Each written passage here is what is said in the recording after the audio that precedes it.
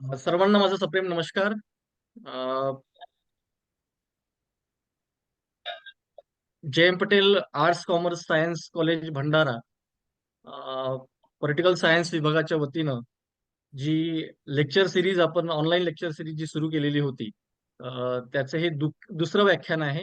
या दुसऱ्या व्याख्यानाचा विषय जो आहे तो आहे digital media and political reporting.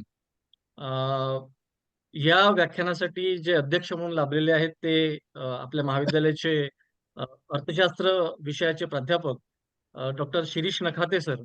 त्याचप्रमाणे प्रमुख वक्ता म्हणून आपल्याला या कार्यक्रमात लाभलेले आहेत Shri Prathamesh Patil, executive editor Indie journal Pune. तसेच अ, आपल्या महाविद्यालयातील विद्यार्थी, इतर महाविद्यालयातील प्राध्यापक आणि सर्व विद्यार्थी ऑनलाईन या ठिकाणी उपस्थित आहेत. मी विभागाच्या वतीनं आणि महाविद्यालयाच्या वतीनं सर्वांचं या ठिकाणी मी स्वागत करतोय. अ, आजचा जो विषय ठेवलेला आहे, तो म्हणजे digital media and political reporting आणि हा एक अत्यंत महत्त्वाचा आणि समकालीन विषयावर आपण चर्चा करणार आहोत. अ, तंत्रज्ञानाच्या प्रगतीमुळे राजकीय वार्तांकनाचे स्वरूप जे आहे ते पूर्णपणे बदललेले आहे. पारंपरिक माध्यमांच्या तुलनेत डिजिटल मीडियाने जगभरातील घडामोडींची बातमी देण्याची जी प्रक्रिया आहे ती अतिशय वेगवान बनवलेली आहे. या डिजिटल मीडियाच्या आगमनामुळे पॉलिटिकल रिपोर्टिंगला एक नवीन दिशा प्राप्त झालेली आहे. पूर्वी जे वर्तमानपत्रे, रेडिओ किंवा टीव्हीवरून दिल्या जाणाऱ्या ज्या बातम्या होत्या, त्यांना कुठेतरी एक मर्यादा होती. मात्र आता डिजिटल माध्यमातून बातम्या अगदी काही क्षणातच जगभरात पसरवता येऊ शकतं. त्यामुळे पारंपरिक माध्यमांवर अवलंबून राहण्याची गरज कमी झाल्याची दिसते आपल्याला. यामुळे राजकीय वार्तांकनाचे स्वरूप देखील बदललेले आहे.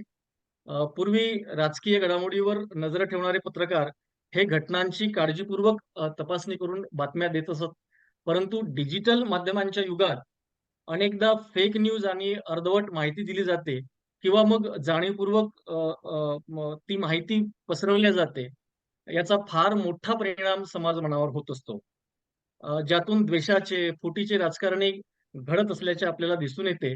या राजकारणाचा हळू-हळू आपण एक भाग होत चाललेलो आहोत, याची जाणीव सुद्धा आपणास नसते. असो, विषय फार मोठा आणि गंभीर आहे. यावर वक्ते निश्चितच प्रकाश टाकतील.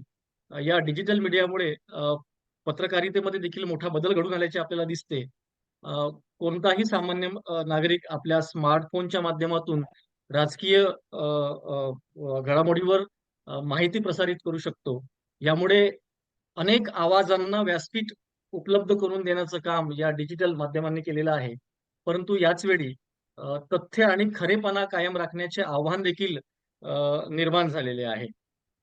या विषयावर पुढील चर्चेतून आपण अधिक खोलात जाऊन डिजिटल मीडियाचा पॉलिटिकल रिपोर्टिंगवर झालेला प्रभाव, त्याचे फायदे आणि त्यातील आव्हाने याचा सखोल आढावा घेणार आहोत.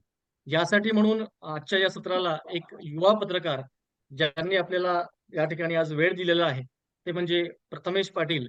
सर्वप्रथम मी प्रथमेश पाटील यांचे या ऑनलाईन प्लॅटफॉर्मवर महाविद्यालयाच्या वतीनं आणि विभागाच्या वतीनं आणि स्वतः व्यक्तिशः मी त्यांचे स्वागत करतोय.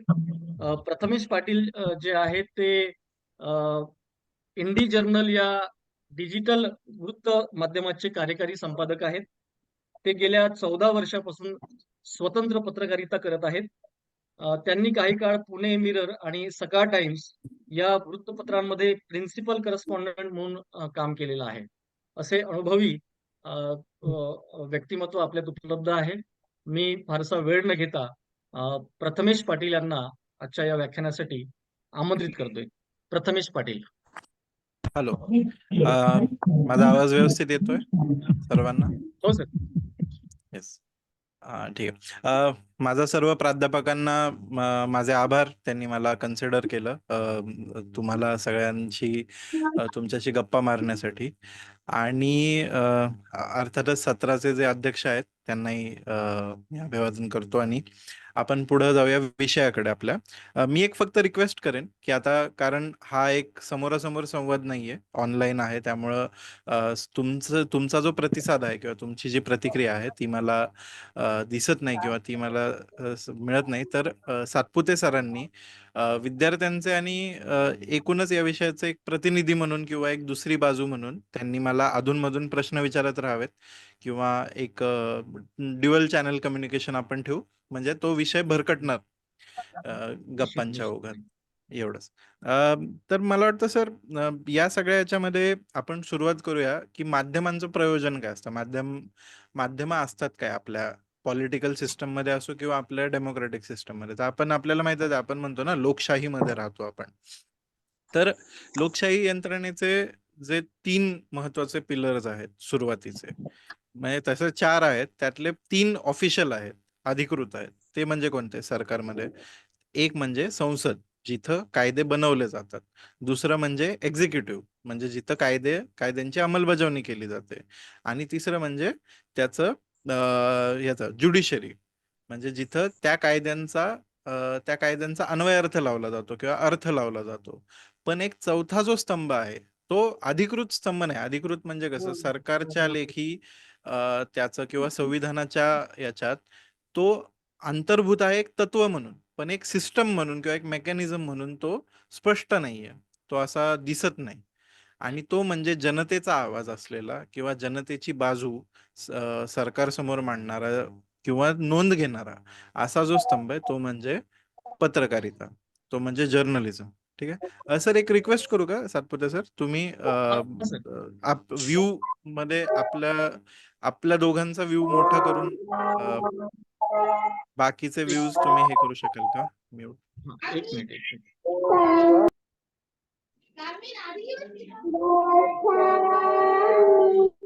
माईक चालू आहेत कारण अनेक हा जणांचे. हा हा. एक मिनिट सर.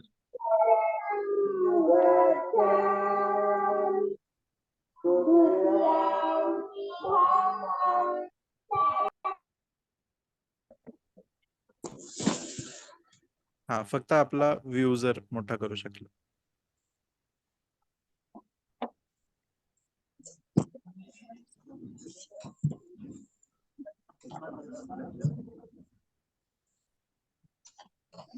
सर मला करता येत नाही ते इथनं. अच्छा अच्छा, मी ठीक आहे ठीक हँडी नाही आहे ऍक्च्युली याच्याशी. आहे. अच्छा, हा. मी चालेल चालेल, काय हरकत नाही. येस, ठीक आहे.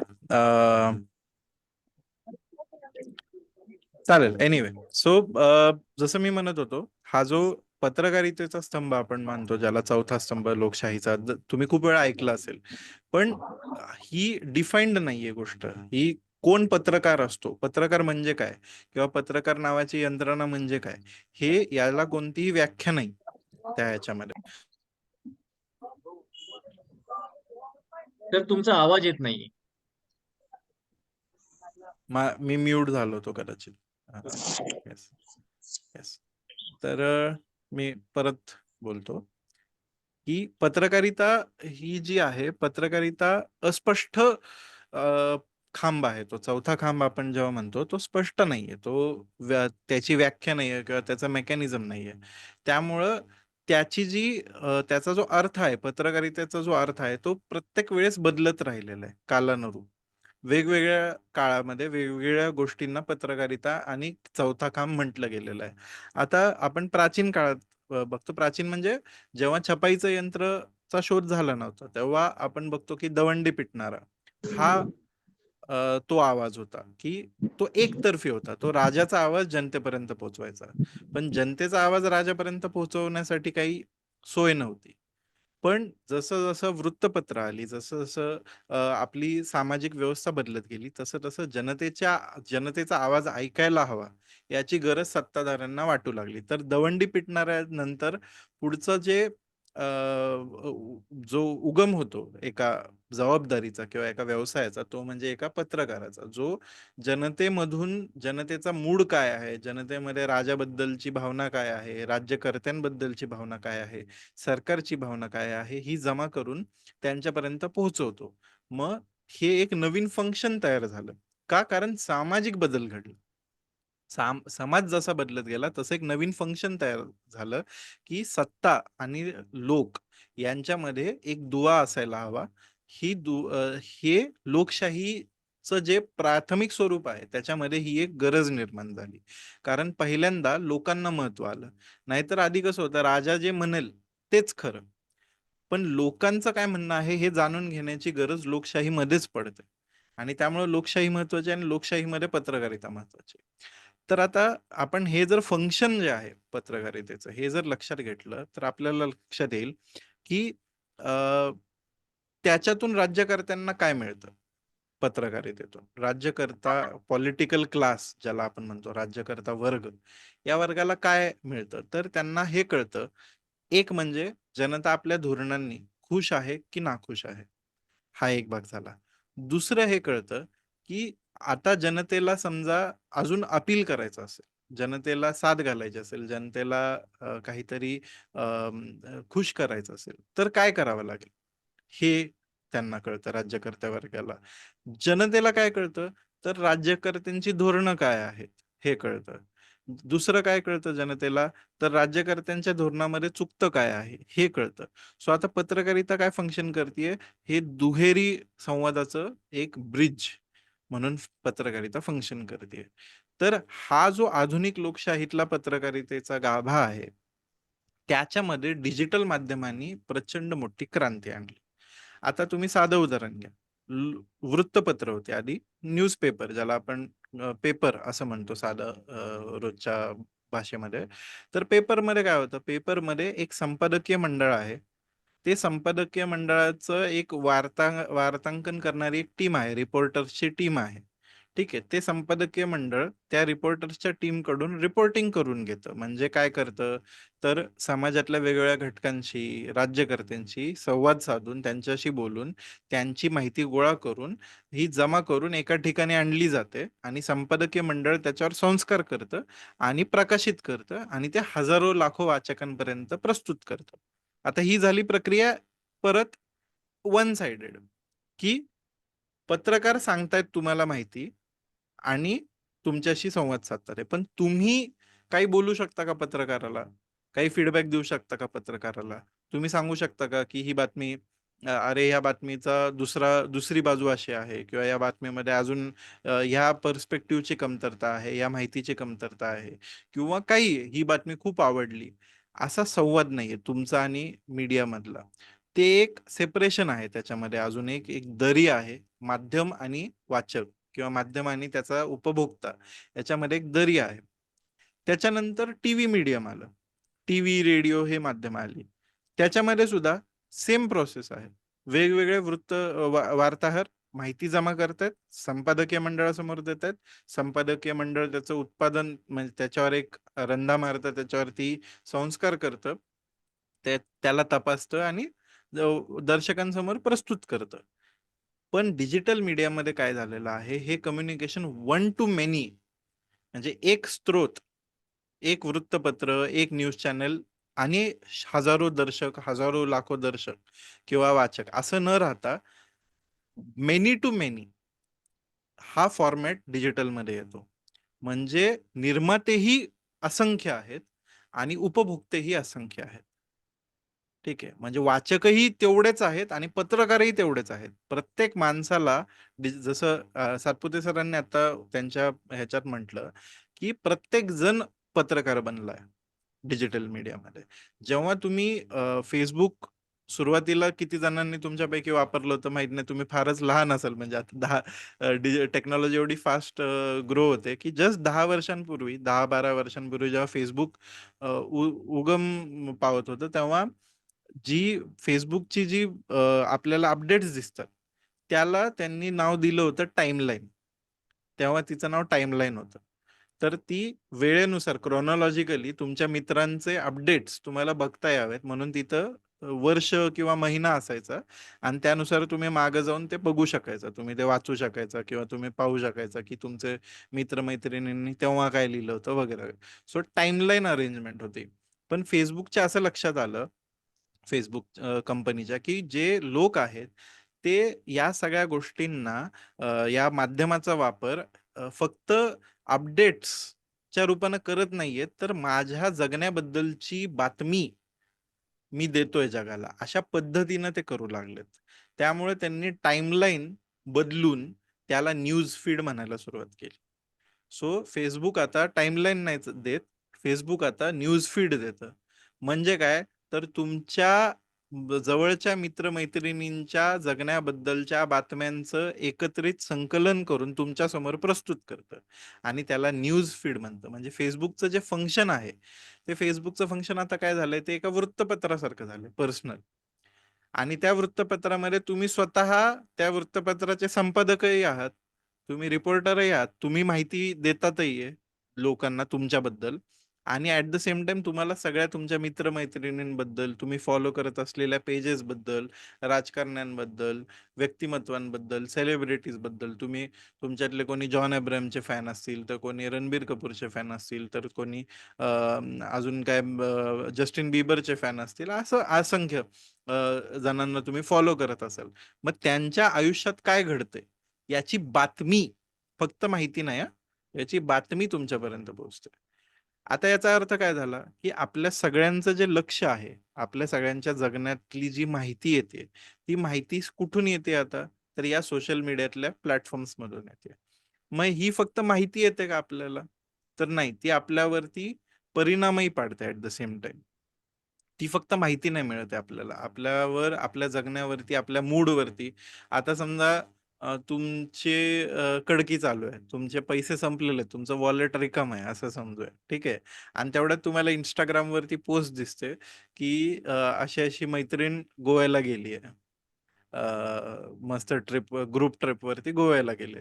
तर आपोआप तुमचा मूड काय होतो, तुमचा मूड खराब होऊन जातो की यार मला मला जायचं होतं, मला पण जायला होतं.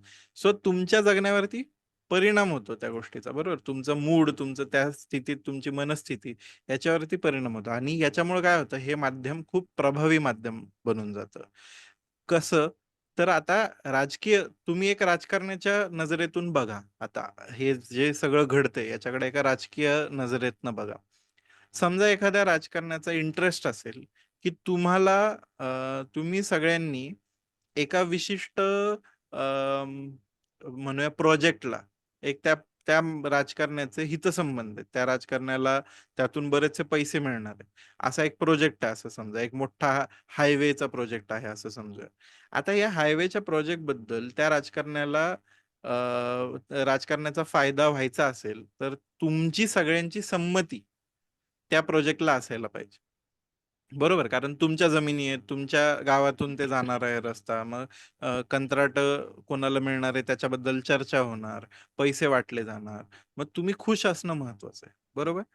मग आता त्या राजकारणाच्या दृष्टीतनं बघायला गेलं, तर तुम्हाला जर तुमची मैत्रीण गोव्याला गेली ह्याच्याने फरक पडत असेल, तर तो त्याच टूलचा वापर करून तुम्हाला हे सांगू शकतो की तुम्ही तुमच्या जर जमिनी पटकन दिल्या आणि ह्या प्रोजेक्टला अप्रुव्हल दिलं, तर उद्या तुम्ही पण गोव्याला जाऊ शकाल, ठीक आहे. आणि मग हळूहळू तुमची जी संमती आहे ती एखाद्या विशिष्ट गोष्टीबद्दल वाढू लागते, तुम्ही हो म्हणायला लागता, अरे हो बरोबर आहे, त्यात आपला फायदाच आहे बरं का. मग त्या प्रोजेक्टचे बारकावे, त्या प्रोजेक्टचे नुकसान फायदे, सगळं त्यातला जो तपशील आहे तो वाचायचं तुम्ही विसरून जाता. कारण का, कारण तुमचा मूड जो आहे तो मूड मॅन्युप्युलेट झालाय, तुमचा मूड स्विच केला गेलाय त्या एखाद्या गोष्टीबद्दलचा. आणि मग तुम्ही सोशल मीडिया इतका वापरत असल्यामुळे, इतका रेग्युलरली वापरत असल्यामुळे, आणि इतका जवळून, इतकी पर्सनल तुमची मोबाईल नावाची जी वस्तू आहे ते तुमच्या शरीराचाच एक घटक बनून गेली आता. रोज उठल्यावर सगळ्यात पहिले तुम्ही काय करता, मोबाईलला हात घालता. आपण सगळेच करतो, फक्त तुम्हीच नाही, मी सुद्धा, सर सुद्धा सगळ्यात सकाळी उठल्यावर सगळ्यात पहिलं काम काय करत असतील, अरे मला चेक करू दे काय काय कोणाचे मेसेजेस आलेत, मिस कॉल पडलेत, कोणाला रिप्लाय द्यायचा राहून गेला, मला गर्लफ्रेंडने ब्रेकअपचा मेसेज पाठवलाय का, असं सगळं आपण चेक करतो सकाळी उठल्या उठल्या, बरोबर. तर आपण एक ऍडिक्शन किंवा आपलं एक अवलंबित्व जे आहे, डिपेंडन्सी जी आहे, ती मोबाईल नावाच्या या सगळ्या डिजिटल यंत्रांवरची खूप जास्त वाढलेली. तर अशा अशा वेळेस तो जो मेसेज आहे एखाद्या पॉलिटिकल मेसेज किंवा पॉलिटिकल आयडियोलॉजीचा मेसेज हा तुमच्यापर्यंत असा अनफिल्टर्ड पोहोचल्यामुळं त्याला कोणतंही संस्करण नाही, त्याच्यावरती कुठलीही संपादकीय प्रक्रिया होत नाही. अशा वेळेस ती जेव्हा माहिती, तर तुमचं इमोशनल मॅनिप्युलेशन ह्याच्यासाठी हे टूल वापरलं जाऊ शकतं असं सगळ्यांच्या लक्षात आलं. आता पारंपरिक माध्यमांमध्ये एक गोष्ट काय होत होती, तर संपादकीय जो वर्ग असेल, संपादकीय टीम असेल, तिच्या नियंत्रणाखाली सगळं असल्यामुळे तुमच्यापर्यंत कुठली माहिती पोहोचणार, कुठली पोहोचणार नाही, हे त्यांच्या धोरणानुसार ठरत होतं. त्यामुळं अनेकदा असं होत होतं, की वंचित घटक असतील, वंचित समूह असतील, अ, त्या समजा संपादक एका विशिष्ट वर्गातले असतील किंवा विशिष्ट जातीतले असतील किंवा विशिष्ट हितसंबंध असतील संपादकांचे, तर त्या हिशोबानं तुमच्यापर्यंत ती माहिती त्या नजरेतून पोहोचणार. बरोबर? हा धोका पारंपरिक माध्यमांमध्येही होता, असं नाही म्हणणं. सोशल मीडियानं, डिजिटल मीडियानं असं स्वप्न दाखवलं होतं, की आपल्यासोबत अशा प्रकारचा धोका किंवा अशा प्रकारचा छळ होणार नाही. शाब्दिक छळ किंवा मॅनिप्युलेशन जे आहे ते होणार नाही आपल्यासोबत. असं एक प्रॉमिस घेऊन सोशल मीडिया आपल्या आयुष्यात आलं, की हे सगळं आम्हाला पण आमची बाजू मांडण्याचा, वंचित घटकांना, कामगार वर्गाला, आदिवासींना, कष्टकऱ्यांना, शेतकऱ्यांना, ज्यांना ज्यांना माध्यमांमध्ये स्थान मिळत नव्हतं, त्या प्रत्येकाला स्वतःचं म्हणणं मांडण्याचं स्थान निर्माण करू असं प्रॉमिस घेऊन डिजिटल मीडिया आपल्या आयुष्यात आला. पण आता डिजिटल एजन्सीज किंवा त्या सोशल मीडियाच्या अल्गोरिदमचं जशी खेळ करणं, या सगळ्या तंत्रातून त्या सगळ्या गोष्टींचा, या सगळ्या डिजिटल स्पेसेसचा गैरवापर ज्या पद्धतीनं होतोय, त्याच्यातून ते प्रॉमिस जे आहे, ते प्रॉमिस तुटतंय कुठेतरी, की आपल्यासोबत वेगळ्या प्रकारचा मानसिक छळ होतोच आहे. आपल्यासोबत वेगळी मानसिक फसवणूक होतीच आहे. तर या फसवणुकीकडे आपण एक सजगपणे बघायची गरज आहे. तर आता याच्यामध्ये आत्ताची जी सिस्टम आहे ती कशी आहे बघा. आधी पत्रकार राजकारण्यांना फोन करून विचारायचे किंवा प्रेस कॉन्फरन्स घ्यावी लागायची एखाद्या राजकीय व्यक्तीला स्वतःचं म्हणणं मांडण्यासाठी, पब्लिक स्फिअरमध्ये आणण्यासाठी. आता त्यांना फक्त एक ट्विट करावं लागतं. ट्विटवरती स्टेटमेंट दिलं, की ते सगळ्यांपर्यंत पोहोचतं. ते त्यांचं मुखपत्र असल्यासारखं झालं. म्हणजे आता समजा तुम्हाला राहुल गांधी काय म्हणतात हे जाणून घ्यायचं असेल, तर तुम्ही त्यांची फेसबुक वॉल चाळता किंवा तुम्ही त्यांचं ट्विटर चाळता. बरोबर. हेच आधी त्यांच्यापर्यंत त्यांची माहिती मिळवायची असेल, तर तुम्हाला त्या कम्युनिकेशनच्या लूपमध्ये असणं गरजेचं असायचं. राहुल गांधींशी संपर्क असणं गरजेचं असायचं. तुम्ही त्यांच्यापर्यंत पोहोचू शकणं गरजेचं असायचं. आता ते गरजेचं राहिलेलं नाही. आता तुम्हाला सगळ्या गोष्टींचा जो ॲक्सेस आहे, तो थेट आहे. आता त्याच्यामध्ये काय झालंय, की परसेप्शन म्हणजे तुमची जगाची कल्पना काय आहे, हे घडवून आणणं शक्य व्हायला लागलंय आता. म्हणजे काय होतं बघा, तुम्ही आता एखादा व्हिडिओ बघत असाल, तर तुम्ही या व्हिडिओबद्दल काय मत आहे, हे जाणून घेण्यासाठी काय करता, तर तुम्ही कमेंट्स वाचायला जाता. बरोबर? किंवा एखाद्या राजकीय व्यक्तीची पोस्ट असेल, तर या राजकीय मताबद्दल जनतेला काय वाटतं, हे जाणून घ्यायसाठी तुम्ही कमेंट्समध्ये जाता. तर आता कमेंट्स आधी आधी जे आहे ते जेन्युइन असायच्या, की लोकांची प्रतिक्रिया साहजिक आहे, की काहीतरी म्हटलंय, कोणीतरी वक्तव्य केलंय, कोणीतरी काहीतरी योजना अनाउन्स केली आहे. तर त्याच्या खाली कमेंट जेन्युइनली जाऊन लोकं करत असतील ना, काही लोकं, की "अरे, हे खूप छान पाऊल आहे" किंवा "खूप चांगली गोष्ट आहे." पण आता झालंय असं, की एक बॉट नावाची गोष्ट असते किंवा फेक अकाउंट नावाची गोष्ट असते. तर हे राजकारणी काय करतात, एजन्सीला कॉन्ट्रॅक्ट देतात एका, पी-आर एजन्सीला. ती पी-आर म्हणजे पब्लिक रिलेशन्स. तर या एजन्सीला कॉन्ट्रॅक्ट दिलं, की ही एजन्सी काय करते, 100-200 खोटे अकाउंट्स फेक तिथं असतात 4च लोकं, 4-5च लोकं बसलेले असतात. ते असे फेक अकाउंट्स उघडतात आणि त्या राजकारण्याचं ज्यांची एजन्सी आहे, त्या प्रत्येक पोस्टवर ते जाऊन म्हणणार, "वाह! वाह! वाह! साहेब तुमच्यासारखं कोणच तुमच्या या योजनेसारखं कोणच नाही. ही बेस्टच आहे." म्हणजे हा महाराष्ट्राला आलेला नवा एक दिवसच उजाडला आहे तुमच्या रूपाने. तुमच्या रूपाने देवच अवतरलाय. असं सुद्धा म्हणायला ते कमी करत नाही आणि धडाधड कमेंट्स तुम्हाला त्या व्यक्तीच्या सोशल मीडिया प्रोफाईलवर, त्या व्यक्तीच्या व्हिडिओ खाली तुम्हाला दिसतील. ॲट द सेम टाईम त्या व्यक्तीचे जे शत्रू असतील, विरोधक असतील, त्यांच्या वॉलवरती जाऊन किंवा त्यांच्या कमेंट सेक्शनमध्ये जाऊन ते वाईट-वाईट लिहिणार. की "अरे, तू मूर्खच आहेस. तुला तर काय कळतच नाही. तुम्ही एकदम वाईट आहात. तुम्ही तर भ्रष्टाचार केलाय. तुम्ही तर हे केलंय." सो आता काय झालंय, फेक अकाउंट विरुद्ध फेक अकाउंट. आता तो जो विरोधक असतो, तो पण एका एजन्सीला कॉन्ट्रॅक्ट दिलेलं असतं त्याने. सो त्याचे फेक बॉट्स आणि ह्याचे फेक बॉट्स हे दोघं एकमेकांशी भांडतात. आणि आपला काय समज होतो, की अरे बापरे! आजकाल लोकं केवढं बिघडलंय ना सगळं वातावरण, सामाजिक सगळे भांडतातच आहे सतत. सगळीकडे बघेल तिथं भांडणं दिसतात आहेत. बघेल तिथं ट्रोलिंग दिसतंय. आपण ट्रोल हा शब्द ऐकला असेल, बरोबर? हे ट्रोलिंग ह्यातून जन्म घेतं. हे सगळं खरं नाहीये तसं बघायला गेलं तर. सामान्य माणसं अशा भाषेत बोलतो का? आपण एकमेकांशी भांडत जरी असलो, तरी आपण अशा भाषेत बोलतो का एकमेकांना? हेच राजकारणी किंवा हेच एखादं व्यक्तिमत्व ते तुमच्या समोर येऊन उभं राहिलं. तर होते का हिंमत तुमची, की असं शिवीगाळ करत बोलावं कोणाला? नाही ना, हे नैसर्गिक नाही वाटत ना. तर हे नैसर्गिक नाहीच. हे कुठेतरी अ, या सगळ्या मेकॅनिझम मधले जे लूप होल आहेत, त्याचा वापर करून एक राजकीय कल्पना तयार करणं, राजकीय वातावरण तयार करणं, स्वतःचं एक प्रतिमा तयार करणं, याच्यासाठी हे सगळे टूल्स वापरले जाऊ लागलेत. आणि इथं तो मुद्दा येतो परत, की याला संपादकीय फिल्टर नसल्यामुळे ते शक्य होतं.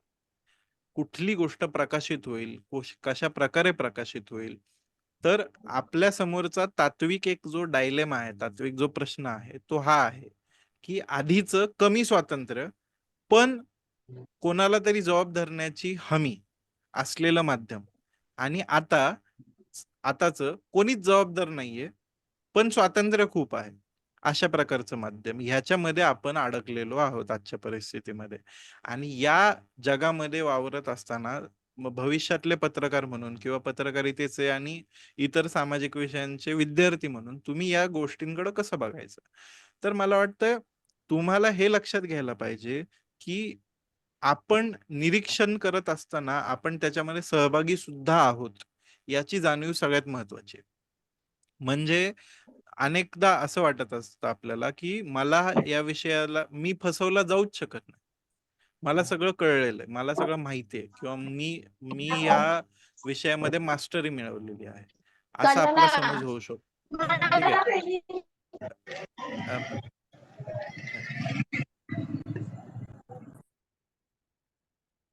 अ, माईक्स चालू होतात एनिवे सो आपल्याला असं वाटू शकतं, की मला ह्या विषयाबद्दल सगळं कळलेलं आहे. मी हुशार आहे आणि असतो आपण हुशार. मी म्हणत नाही, की आपण हुशार नाही आहोत. आपण असतो हुशार, आपल्याला ज्ञानही असतं.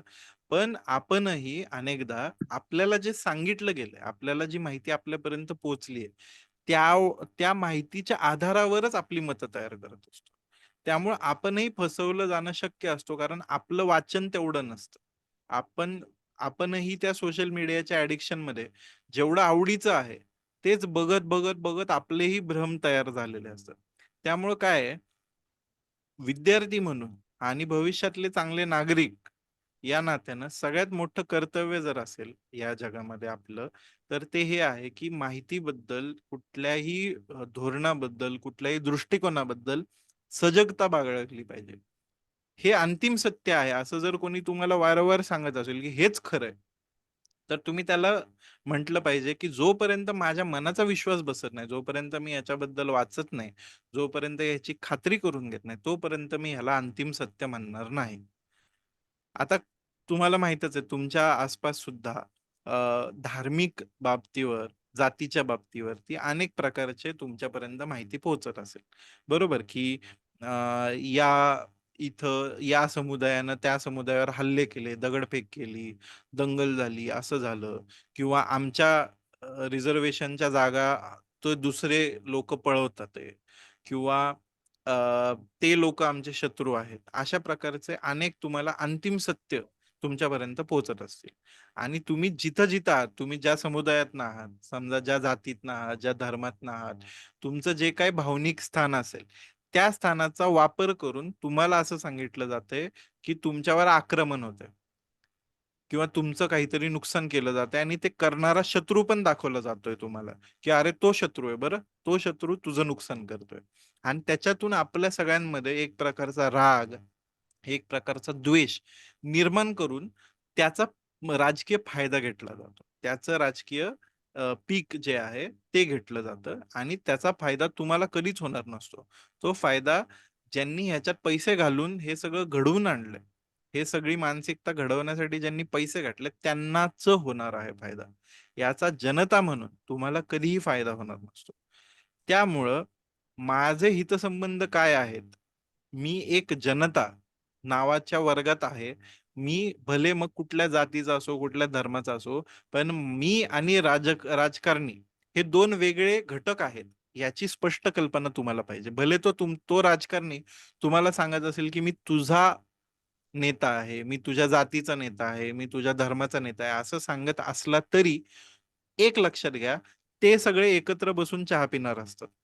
ते सगळे जे अ, अगदी ज्यांच्या पक्षाच्या कार्यकर्त्यांची दुसऱ्या पक्षाच्या कार्यकर्त्यांची दंगल झालेली असते, हाणामारी झालेली असते, ते सुद्धा बसून चहा पिणार असतात. मात्र कार्यकर्ते एकमेकांची डोके फोडतात. लोक एकमेकांचे जीव घेतात. त्यामुळं हे लक्षात घ्यायचं, की वर्ग जो आहे, वर्ग म्हणजे एक घटक म्हणून आपली जी अस्मिता आहे, ती नेहमी जनता विरुद्ध सत्ताधारी या दोनच वर्गांमध्ये विभागली जाऊ शकते.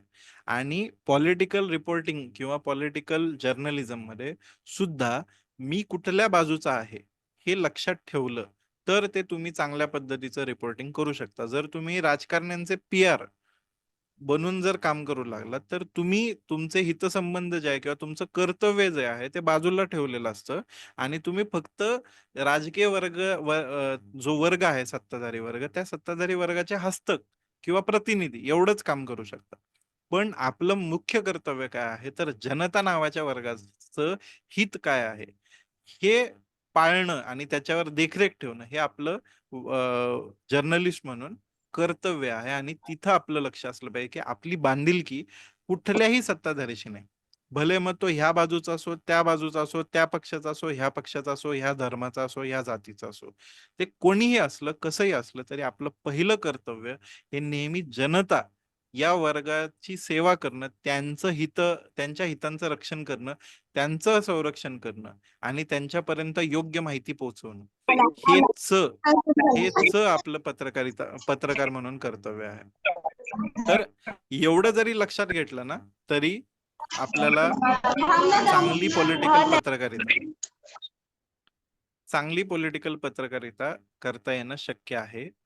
तर आपण आपलं कर्तव्य बजावलं असं म्हणता येईल. मला वाटतं मी इथं थांबतो. शॉर्ट मध्ये मांडणी केली. जर तुमचे प्रश्न असतील आणि सातपुते सर जर काही प्रश्न विचारू शकले तुमच्या वतीने तर आवडेल मला तुमच्या प्रश्नांची उत्तर द्यायला. विद्यार्थ्यांचे आधी प्रश्न काही आहेत का? हो सर आहेत. येस. हा, विचारा. सर माझा पहिला प्रश्न असा आहे सर की आजकाल जे फेक न्यूज पसरत आहे सर समाजामध्ये, त्याला रोखण्यासाठी सर आपण काय उपाययोजना करू शकतो सर? बरोबर. ओके. मी अजून एखादा प्रश्न घ्यायचा की लगेच उत्तर देऊ याचं? सर जे माझे अजून दोन प्रश्न सुद्धा आहेत. हा, ते बोलून सलग घे. विचारून घेशील म्हणजे विचारून उत्तर द्यायला बरं येईल. हा, आणि अजून सर ऍज अ स्टुडंट जर आम्ही सर पॉलिटिकल रिपोर्टिंग करतो म्हटलं सर, तर ते कशा प्रकारे आम्ही करू शकतो याबद्दल सर काही टिप्स पाहिजे होते. ऍज अ आणि स्टुडंट. हो, आणि आणि अजून एक सर की जसं की स्वतंत्र पत्रकारिता आपण करतो म्हटलं तर सर आपल्या समोर कोणकोणते आव्हाने येत असतात, याची पण थोडी माहिती पाहिजे होती सर. बरोबर. ठीक आहे. आता हे खूप मोठे विषय आहेत तसं. मी थोडक्यात उत्तर देतो. एक म्हणजे फेक न्यूज जे आहे, तर जसं मी आता एवढं जे सांगितलं, की फेक न्यूज कुठल्यातरी उद्दिष्टानं बनवली जाते. उगाचच कोणी करणार नाही, बरोबर? त्याच्या हो मागे सर. काहीतरी कारण असणार, बरोबर? सो आता आपल्याला जर असं लक्षात येत असेल, की ही जी माहिती आपल्यापर्यंत आलेली आहे किंवा हे एखादं ग्राफिक आपल्यापर्यंत आलेलं आहे, ते एका विशिष्ट पक्षाच्या धोरणांच्या जवळ जाणार आहे किंवा एका विशिष्ट बाजूच्या राजकीय बाजूच्या धोरणांच्या जवळ जाणार आहे किंवा त्यांना फायदा पोहोचून देणार आहे, तर लक्षात घ्यायचं की हे कुठंतरी याच्या मागे काहीतरी कारस्थान आहे किंवा हे खरं नाहीये किंवा हे असंच आहे असं नाहीये. ठीक आहे. हे थोडंसं आपण निक्षून बघितलं पाहिजे. आपल्या जवळची जी माहिती येते, आपल्यापर्यंत जी माहिती पोहोचते, ती अतिशयोक्ती करणारी द्वेष पेरणारी किंवा कोणाला तरी टार्गेट करणारी, स्पेसिफिक राजकीय फायदा कोणाच्या तरी राजकीय फायद्याची असणारी अशी असली की समजून जायचं आता सावध व्हायला पाहिजे. हे खरं असू शकत नाही जसंच्या तसं. मला हे तपासून घ्यायला पाहिजे. आणि मग आपण काय केलं पाहिजे, आपल्याला आता हातात आपल्या गुगल सर्च आपल्या हातात आयतं दिलेलं आहे. बरोबर? 2 सेकंद नाही लागत गुगल ओपन करून सर्च मारायला. कुठलीही माहिती पहिले सर्च करायची, पहिले व्हेरिफाय करायची. विशिष्ट आपले जे भरोसेमंद सोर्सेस आहेत त्याच्याकडून ते तपासून घ्यायचे आणि मगच मी फॉरवर्ड करणार. एवढं जरी प्रत्येकानं पाळलं की मी फेसबुकवर टाकताना, सोशल मीडियावर टाकताना, व्हॉट्सअपवर टाकताना याची काळजी घेईन की मी एक गुगल सर्च मारून बघेन की हे खरं आहे का? आणि मगच मी फॉरवर्ड करेन. एवढं जरी केलं तरी फेक न्यूजला बऱ्यापैकी आळा बसेल असं मला वाटतं. दुसरी गोष्ट, तुम्ही स्टुडंट म्हणून जर पॉलिटिकल रिपोर्टिंग करायचं असेल तुम्हाला, तर ऑफकोर्स तुमचं कॉलेज तुम्हाला मदत करू शकेल याच्यामध्ये, की तुमचे कॉलेजचे जे आय कार्ड्स आहेत ते वापरून तुम्ही वेगवेगळ्या राजकीय पक्षांना किंवा इव्हेंट्सला कव्हर करायला जाऊ शकता. पण ऑफकोर्स तुम्ही काळजी घेणं गरजेचं आहे तेव्हा त्या याच्यामध्ये. कोणाचा तरी माईक चालू आहे. तर तुम्ही याच्यासाठी काळजी घेणं गरजेचं आहे की त्या आय कार्डचा वापर करून मी काय मिसयूज नाही करायला पाहिजे. तुम्ही त्या ठिकाणी, कार्यक्रमाच्या ठिकाणी, प्रेस कॉन्फरन्सच्या ठिकाणी जाऊन सांगू शकता की मी कॉलेजचा प्रतिनिधी म्हणून माहिती घ्यायला आलोय किंवा मला प्रेस कॉन्फरन्स अटेंड करायची आहे. आणि तुमचं कॉलेजचं जे काही समजा न्यूजपेपर असेल किंवा वेबसाईट असेल तुमच्या कॉलेजची न्यूज वेबसाईट किंवा ब्लॉग असेल एखादा, तर त्याच्यावरती तुम्ही ती बातमी लिहून करू शकता पॉलिटिकल रिपोर्टिंग. आणि राहिला प्रश्न चॅलेंजेसचा स्वतंत्र पत्रकारितेतला. तर आता मी जसं म्हटलं, स्वतंत्र पत्रकारिता कशी असते, ना तुम्ही यांचे मित्र असता ना तुम्ही त्यांचे मित्र असता. त्यामुळे तुम्हाला मदत करायला कोणीच येत नाही. जेव्हा तुम्ही अशी भूमिका घेता की आम्ही सत्य मांडणार, तर सत्य कसं आहे, आत्ताच्या जगात सत्याच्या बाजूने असणारे खूप कमी लोक आहेत. की सत्याबद्दल जागरूक असणारे, सत्याला महत्व देणारे मुळात असे खूप कमी लोक आहे. आणि त्यामुळे काय होतं, तुम्ही एकटे पडता बऱ्याचदा. तर स्वतंत्र पत्रकारितेत समोरचा सगळ्यात मोठा चॅलेंज हेच आहे की जनरली लोकांना सुद्धा, मी तर म्हणतो राजकीय पक्ष जाऊच दे, लोकांना सुद्धा सत्य नको. लोकांच्या सुद्धा बाजू तयार झालेल्या आहेत. लोकांच्या सुद्धा काहीतरी राजकीय स्पेसिफिक ॲफिलिएशन तयार झालेले आहेत. आणि त्यामुळं स्वतंत्र पत्रकारिता करत असाल तुम्ही, तर तुम्ही सगळ्यांचेच शत्रू बनून जाता, असं झालेलं आहे. म्हणजे गवत हिरवं आहे असं म्हटलं तर एक बाजू म्हणते नाही मला तर पिवळं दिसतंय, दुसरी बाजू म्हणते नाही मला तर ते गवतच आहे असं वाटत नाही, मला ते गवत प्लास्टिकचं आहे असंच वाटतं. आता ह्याच्यामध्ये ह्या त्यांच्या धारणा आहेत. तुम्ही म्हणताय की मी सत्य सांगतोय, तर ते तुमच्याशी भांडतात की नाही मला जे वाटतं ते माझं सत्य आहे आणि ते मला मान्य करायचा अधिकार आहे आणि त्यामुळे तू खोटारडायस असं. त्यामुळं हे चॅलेंजेस आहेत त्याच्या समोरचे. संसाधनं कमी पडतात, पैसे तुम्हाला मिळत नाहीत त्याचे पुरेसे, कारण तुम्ही या सगळ्या ह्याच्यामध्ये तुमच्यापासून लोक लांब जातात. जाहिराती मिळत नाहीत तुम्हाला, कारण तुम्ही प्रॉब्लेमॅटिक आहात किंवा तुम्ही कॉन्ट्रोव्हर्शियल आहात, असं होऊन जातं. आणि त्यामुळे हे सगळ्या चॅलेंजेस तुम्हाला स्वतंत्र पत्रकारिता करताना सोसावे लागतात. Thank you so much sir. Yes. Okay. आणखीन कोणा विद्यार्थ्यांचे प्रश्न आहेत का? सर माझा एक प्रश्न आहे. नाव सांग बेटा तुझं. माझं नाव Manavi Hemraj Kusarkar. Sir okay okay. Digital media पत्रकारिता संदर्भातील नैतिकता काय आहेत सर? अच्छा, अच्छा, एथिक्स. इथिक्स विचारते ती. हा हा. ठीक आहे. सो आता याच्यामध्ये कसं आहे, डिजिटल मीडियामध्ये एथिक्स काय पाळता येऊ शकतात आपल्याला. तर मी जिथून माहिती घेतलीये, पहिली तर त्या माहिती बद्दलचा जो स्रोत आहे तो मी डिक्लेअर करतोय का, बरोबर. की समजा मी कॉपी पेस्ट करू लागलो, मी दुसऱ्याची बातमी जशीच्या तशी कॉपी केली, कारण डिजिटल मध्ये ते करणं सोपं आहे. मी क्लिप घेतली, कोणाच्या क्लिप कोणाच्या तर व्हिडिओ मधून घेतली काढून, तर मी त्या व्यक्तीला किंवा त्या संस्थेला किंवा त्या पत्रकाराला ऍट्रिब्यूट करतोय का की ही यांची माहिती आहे, मुळात यांचं वार्तांकन आहे मुळात, आणि मी फक्त बॉरो केलेलं आहे किंवा मी त्याचा पुनर्वापर करतोय. हे झालं एक उदाहरण एथिक्सचं. दुसरं हे आहे की वाक्यांची, शब्दांची छेडछाड न करणं.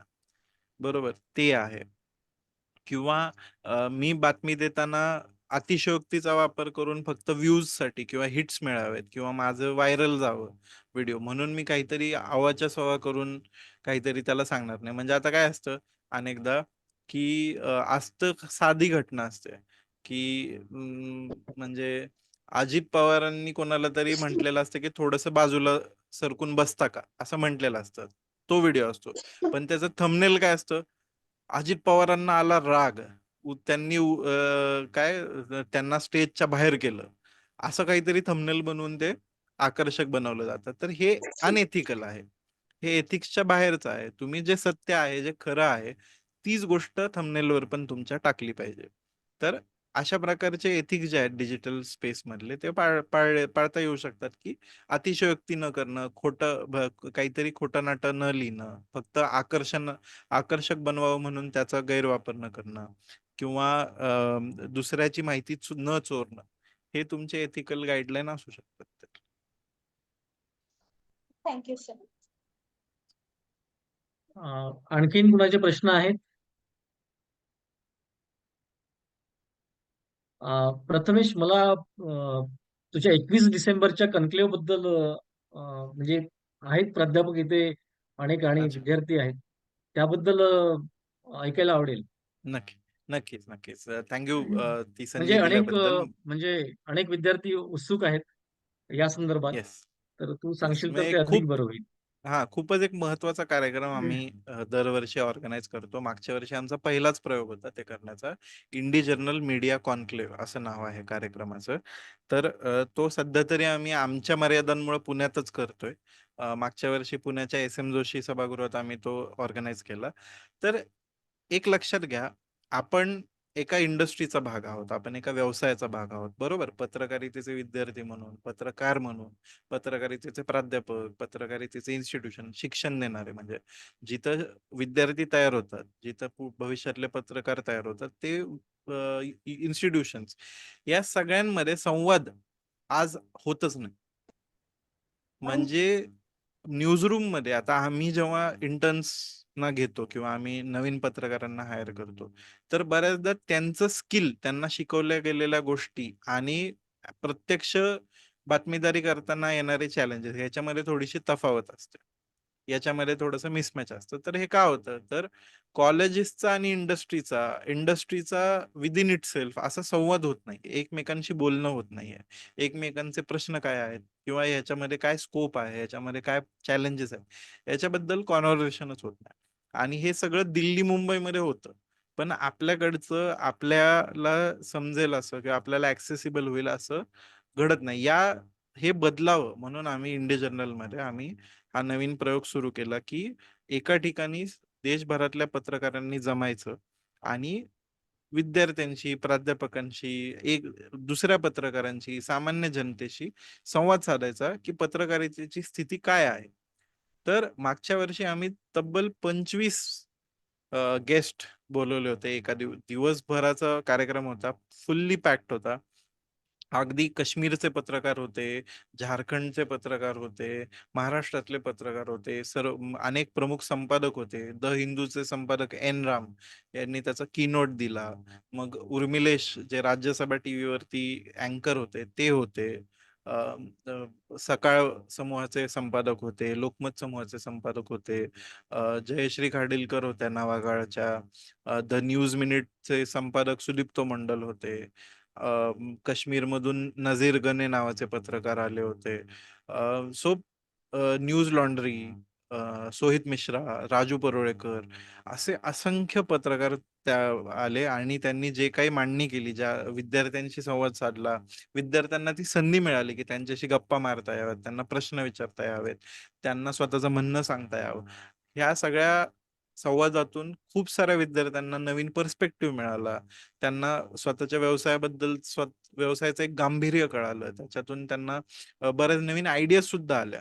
तर या वर्षी सुद्धा 21 डिसेंबरला आम्ही इंडी जर्नल मीडिया कॉन्क्लेव्ह भरवतोय पुण्यामध्ये आणि यावेळेस सुद्धा खूप सारे लेखक, मोठमोठे पत्रकार, अँकर्स, संपादक हे कार्यक्रमाला येणार आहेत.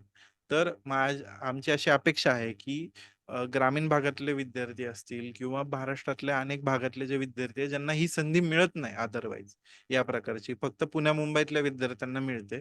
त्या प्रकारे या विद्यार्थ्यांना ही संधी उपलब्ध व्हावी म्हणून आम्ही त्यांना सवलतीच्या दरामध्ये विद्यार्थ्यांना पासेस असतात. दिवसभर तुम्ही थांबायचं, ह्या सगळ्या गोष्टींचा आनंद घ्यायचा. इथे खूप सारे वर्कशॉप्स असतील, त्यामध्ये खूप साऱ्या ज्या कंपनीज आहेत, समजा जसं गुगल आहे किंवा जे रील फॉर्मॅट्स, व्हिडिओ मेकिंग आहे, याच्याबद्दलचे वर्कशॉप सुद्धा असणार आहेत याच्यामध्ये कॅम्पसमध्ये. सो तुम्हाला खूप साऱ्या गोष्टी एकाच दिवसात शिकता येतील, बघता येतील, प्रश्न विचारता येतील, लोकांशी संवाद साधता येतील, इतर मित्रमैत्रिणी बनवता येतील, दुसऱ्या कॉलेजेस मधले विद्यार्थी वगैरे येतील, त्यांच्याशी गप्पा मारता येतील. सो एक खूप चांगला तुम्हाला एक्सपोजर मिळेल असा हा उपक्रम असेल. तर ज्यांना ज्यांना इंटरेस्ट आहे किंवा तुमचे इतर कॉलेजेस सुद्धा असतील सर तुमच्या कॉन्टॅक्टमध्ये, तुमच्या हां, नेटवर्कमध्ये, बिलकुल. तर अशा 3-4 कॉलेजेसमध्ये जिथं जिथं जर्नलिझम आहे, सोशलिझम आहे किंवा सोशलॉजी आहे किंवा इतर इन जनरलच अशा इंटरेस्ट असलेले जर विद्यार्थी तुम्ही येऊ शकला तिकडे आणि हा सगळा अनुभव घेऊ शकलात तर खूप चांगलं होईल विद्यार्थ्यांसाठी सुद्धा आणि आम्हाला सुद्धा असं होईल की आमचा जो प्रयत्न आहे तो खरंच यशस्वी झाला, कारण या विद्यार्थ्यांना आम्ही ते पोहोचवू शकलो ही सगळी या सगळ्या लोकांपर्यंत. तर मला वाटतंय नक्की प्रयत्न करावा. अगदी यावेळेस पंजाबमधून पत्रकार आहेत, अंदमान निकोबारवरती पुस्तक लिहिलेले लेखक येणार आहेत. मग ऑल्ट न्यूजचे संस्थापक संपादक येत आहेत. न्यूज लॉन्ड्रीमध्ये तुम्ही बघितलं असेल मनीषा पांडे न्यूजन्स ज्या कार्यक्रम करतात त्या येत आहेत. खूप सारे प्रेस क्लब ऑफ इंडियाचे लोक येत आहेत. सो तुम्हाला खूप विद्यार्थ्यांना, प्राध्यापकांना सगळ्यांनाच एक खूप चांगलं एक्सपोजर मिळेल ह्याच्यातून.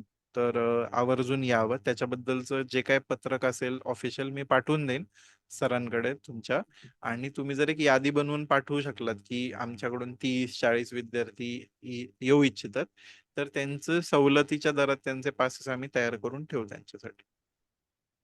ओके. ठीक. आणखीन काही प्रश्न आहेत कुणाला? एक हो प्रश्न सर. आहे सर माझा. हा बोला. सर मला जर्नलिझमसाठी सर एखादी बुक रेफर करा सर. आता बुक्स तसे भरपूर आहेत. आता तुम्हाला पण सर तुम्हाला वाटत असेल अशी एखादी आवडलेली. आता त्यातलं कसं आहे माहितीये का, तुम्हाला पत्रकारिता प्युअरली शिकायची असेल तर वेगळी गोष्ट आहे, रिपोर्टिंग बद्दलच असेल आणि रिपोर्ट केलेलं वाचायचं असेल तर वेगळी गोष्ट आहे. तर तुम्ही शक्यतो न्यूजपेपर वाचा, चांगले डॉक्युमेंटरीज बघा. मग त्याच्यामध्ये रवीश की रिपोर्ट नावाचा एक रवीश कुमार कार्यक्रम करायचे, खूप सुंदर रिपोर्टिंग करायचे, ते बघून काढा. त्याचे एपिसोड तुम्हाला युट्यूबवर वगैरे मिळून जातील. तुम्ही पी साईनाथ यांच्यावरची जी डॉक्युमेंटरी आहे नीरोज गेस्ट, ती बघू शकता. पी साईनाथांचं पुस्तक आहे everybody loves a good drought नावाचं, ते वाचू शकता. अनेक पत्रकारांनी असंख्य पुस्तकं लिहिलेले आहेत. कुमार केतकरांनी पुस्तकं लिहिलेले आहेत. मराठीमध्ये सुद्धा अनिल अवचटांनी खूप चांगलं वार्तांकन केलेलं आहे, त्यांची पुस्तकं वाचू शकता. सो हे सगळं तुम्हाला मिळू शकेल हे यातलं. Thank you sir. येस. अजून कोणतरी मुलगी हां, हां. विचारत होती प्रश्न हो सर, मी प्रिया रंजर आहे. माझा सुद्धा हा एक हा प्रश्न आहे हा की हा जी पॉलिटिकल रिपोर्टिंग म्हणजे पत्रकारिता आहे, याच्यामुळे जनतेला किंवा मग त्याविषयी काम करत असलेली संस्था आहे, तिला धोका निर्माण होऊ शकतो. काय तुझा प्रश्न? प्रथमेश, तुला कळलाय का प्रश्न? नाही नाही नाही. अ, प्रश्न पुन्हा विचार बेटा. तर ही पत्रकारिता आहे. आपण एखादी म्हणजे न्यूज वगैरे छापतो. त्याच्यामुळे नागरिकांना किंवा एखादी संस्था किंवा जी न्यूज छापते ना, तर हम्म. त्याच्यामुळे धोका निर्माण होऊ शकतो. म्हणजे तुम्हाला म्हणायचं की जसं धार्मिक तेढ निर्माण होऊ शकते हां, किंवा काय धोके? काही घटना बरोबर. हिंसक घटना घडू शकते असं तुम्हाला विचारायचंय का? हो सर. हा, तर जसं मी मगाशी म्हंटल ना की त्यामध्ये लोकांना हे दिसतंय की माध्यमांचा प्रभाव जनतेवरचा भरपूर वाढलेला आहे किंवा प्रचंड आहे. तर त्याचा वापर करून अर्थात भावना चेतवणं, तुम्हाला तुमच्या मनात राग उत्पन्न करणं, तुम्हाला कोणाचा तरी राग येईल, कोणाचा तरी हे असं करायचा प्रयत्न सगळेच जण करतायत. अशा जगात तुम्हाला काळजी घ्यायची गरज आहे, की मी या रागाला बळी पडणार नाही, या प्रकाराला. असं आपल्याला सतर्क राहून या सगळ्या गोष्टींकडे बघणं गरजेचं आहे. अर्थातच हे खरंच धोकादायक आहे. आपल्या समाजाची जी वीण आहे, आपल्या समाजाचं जे धागे आहेत ते उसवत चाललेले आहेत आणि याच्यातून भविष्यात आपला समाज राहणारच नाही, असं जर झालं तर. हे संघर्ष फार पेटतील. आपल्या देशाला टिकून ठेवण्यासाठी, आपलं जे राष्ट्र आहे ते टिकून ठेवण्यासाठी आपल्याला हे गरजेचं आहे, की आपण सजगपणे हे सगळं बघितलं पाहिजे. पण सर मग धोका निर्माण आपल्याला न हो म्हणजे धोका निर्माण नाही झाला पाहिजे. त्याच्यासाठी मग आपल्याला काय करायला पाहिजे? म्हटलं ना, याच्याकडे सतर्कपणे बघितलं पाहिजे, हाच मुद्दा आहे. आपण याच्याकडे हे बघितलं पाहिजे, की ह्या माहिती मागे कोणाचा फायदा आहे, याच्यात माझा काय फायदा आहे. मी चिडून किंवा मी रागवून याच्यात माझा काय फायदा होणार आहे का, किंवा हे माझ्याबद्दल आहे का, किंवा खरंच असं आहे का, असा जर प्रश्न विचारू लागलो आपण, तर आपोआप तो धोका टळतो. म्हणजे आपण दगड उचलणार नाही ना त्या रागाच्या भरात. आपण दगड उचलणार नाही, आपण आग लावणार नाही, आपण मारामारी करणार नाही, आपण कोणावर चिडणार नाही, आपण कोणाचा द्वेष करणार नाही, आपण कोणाशी शत्रुत्व घेणार नाही. तर हे प्रश्न विचारायला सुरुवात केली पाहिजे आपण, की हे माझ्यासाठी आहे का, खरंच माझं नुकसान या व्यक्तीनं केलंय का, जसं हे याच्यामध्ये सांगितलं जातं. प्रथमेश, मला एक विचारायचं आहे. येस. म्हणजे तू मगाशी बोलताना असं म्हटलं की बाबा, म्हणजे सोशल मीडियावर जे दिसते आहे ट्रोलिंग नावाचा प्रकार, हे म्हणजे एक इकडे एक कोणीतरी प्रशंसा करते आहे, दुसरा कोणीतरी त्याचा विरोध करते आहे. आणि हे सर्व खोटं आहे असं असं तू म्हटलेलं आहे. मला थोडं वेगळं म्हणायचं आहे यावर. मला असं वाटतं की ट्रोलिंग ठीक आहे. ट्रोल फेक अकाउंट आपल्याला तसंही कळतं आपल्याला. फेक अकाउंट कुठलं आहे. फेसबुक तू खूप दिवसापासून वापरत आहे. आणि मला मला हे म्हणायचं आहे की जेव्हा आपण तिथे आभासी पद्धतीने उपलब्ध आहोत त्या सोशल मीडियावर, तेव्हा मला असं वाटतं की माझं खरं खरं रूप, ट्रोलिंग वेगळं, आपण ट्रोलिंगला वेगळं म्हणजे थोडं बाजूला ठेवूया काही काळासाठी. बरोबर आहे ना. माझं माझं जे खरं खरं रूप आहे ते मी बिनधास्तपणे त्या ठिकाणी मांडतो आहे, कमेंट करतो आहे. कारण मला कोणी टोकणारा नाही, मला कोणी बोलणारा नाही. म्हणजे धोके जे आहेत, जोखिमा ज्या आहेत त्या फार कमी आहेत. परंतु तेच जर मी स्थानिक पातळीवर जर संघर्ष करतो म्हटलं किंवा बोलतो म्हटलं, तर मला धोका जास्त आहे. म्हणून मी तुझ्या या मताशी थोडासा म्हणजे वेगळं मत मला असं म्हणजे मांडावंसं वाटतं, की जरी म्हणजे ट्रोलिंगच्या रूपानं जरी येत असलं, तरी समाजाचं ते खरं-खुरं रूप नाहीच, असं म्हणता येत नाही. नाही, मला असं माझं मत म्हणायचं आहे होतं असं. त्याच्यामध्ये. नाही, नाही, बरोबर आहे तुमचं. तुम्ही काही चूक बोलताय असं नाही म्हणत आहे. मी तुम्हाला असं सांगतोय, की जरी समजा तुम्ही रागावलात, आता तुमचं वैयक्तिक उदाहरण घेऊ आपण. तुम्ही रागावलात तर तुम्ही कुठपर्यंत रागवाल? म्हणजे आता समजा तुम्हाला माझ्यावर राग आहे, तर तुम्ही कुठल्या लेवलपर्यंत रागवाल? काही तुम्ही मला रागारागात म्हणाल, माझी टीका कराल, मला तुम्ही काहीतरी सडेतोड बोलाल, बरोबर, इथपर्यंत जाईल. पण ट्रोलिंग किंवा ज्या पद्धतीचं आज वातावरण दिसतंय त्याच्यामध्ये काय होतं, जसं तुम्हीच म्हणालात, की ती जी अनॉनिमिटी आहे किंवा त्याच्यामध्ये अंतर आहे, की तुम्हाला मी काय पटकन कानाखाली मारू शकत नाही किंवा मी पटकन प्रतिक्रिया देऊ शकत नाही. याचा फायदा घेऊन अनेक जण मर्यादा ओलांडतात. ठीक आहे. आता ह्या मर्यादा ओलांडण्याचा जो अनॉनिमिटीचा जो भाग आहे, तर हे जे फेक अकाउंट तयार करण्याची प्रवृत्ती आहे, ती काही लोकांमध्ये असेल, की नाही, माझा नैसर्गिक राग आहे म्हणून मी फेक अकाउंट काढलं आणि म्हणून मी त्या भाषेत बोललो. हा काही लोकांचा भाग असेल. पण अ, हे एवढं मेहनत करण्यासाठी अनेकदा त्याच्या मागे मोटिवेशन असावं लागतं काहीतरी. राजकीय भूमिका किंवा राजकीय बाजू किंवा काहीतरी हितसंबंध हे असल्याशिवाय एवढं मेहनत करून करत नाही, असं मला म्हणायचं होतं. की सामान्य माणूस चिडतो, बरोबर आहे, सामान्य माणसाचाही उद्रेक होतो, सामान्य माणसामध्ये राग नाही असं माझं म्हणणं नाही, पण त्या रागाची जी व्यक्त स्वरूप आहे ते एवढं एक्स्ट्रीम नसतं. मी तुझा मर्डर करून टाकेन, काय बलात्काराच्या धमक्या, हे जे ह्या पद्धतीचं जे आहे ते खूप एक मायक्रो कॉझम मध्ये होत असतं किंवा घडवून आणलेलं असतं, असं मला म्हणायचंय. हे सामान्य माणूस या लेवलला शक्यतो जात, एक सामान्य म्हणजे 70-75% समाज जो आहे तो या लेवलला जात नाही, असं माझं मत आहे. कारण तसं करण्याची गरज नसते कोणाला, एवढा कोणाला राग नसतो येत कोणाचा, एवढं काही इन्व्हॉल्वमेंट कोणाची नसते की अरे बापरे ह्याचं मत म्हणजे माझं आयुष्य सगळं बदलून गेलं ह्याच्या मतामुळे, चुकीच्या मतामुळे. असं नाही होत ना, ते आपणही नाही बघत ना. आता ह्या माणसाला बासमती तांदूळ आवडूच कसा शकतो, मी याचा मर्डरच करतो, असं कोणी होत नाही ना. ज्या लोकांचं काहीतरी पॉलिटिकल ॲफिलिएशन आहे, काहीतरी पॉलिटिकल त्याच्याशी घेणं देणं आहे, त्यांनाच त्या बासमती तांदळात पण धर्म दिसू लागतो. तुळशी आणि गवत याच्यामध्ये पण धर्म दिसू लागतो. फळाचा रंग कोणता का ह्याचा रंग कोणता याच्यात पण धर्म दिसू लागतो, किंवा अजून काय राजकारण दिसू लागतं. हे याच्याबद्दल मी बोलत होतो की हे खरं नाहीये कुठल्या अर्थानं, तर ते एका पॉलिटिकल गरजेतून निर्माण झालेलं आहे, म्हणून ते खरं नाहीये, म्हणून ते नैसर्गिक नाहीये. म्हणजे लोकांची नैसर्गिक अभिव्यक्ती अशी अशी नसते, असं मला म्हणायचं होतं.